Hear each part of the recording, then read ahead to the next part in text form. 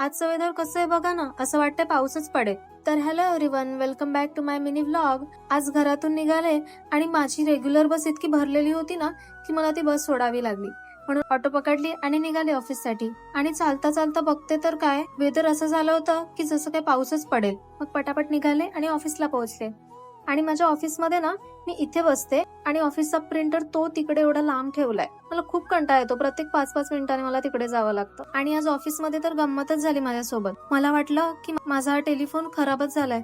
मी इतका वेळ फोन करायचा ट्राय करत होते पण फोन तर काय लागतच नव्हते. आणि 15 मिनिटं याच्या मागे लागल्यानंतर मला समजलं की याची तर कॉर्डच निघाली होती. काय यार मी पण. आणि ही पेंटिंग आहे ना माझ्या फ्रेंडने मला दिली आहे. मी नेहमी माझ्या डेस्कवर हिला ठेवते. एकदम छान वाटतं डेस्कवर माझ्याही. मी सकाळी निघताना एकदम मस्त सगळे ऍक्सेसरीज घालून निघते.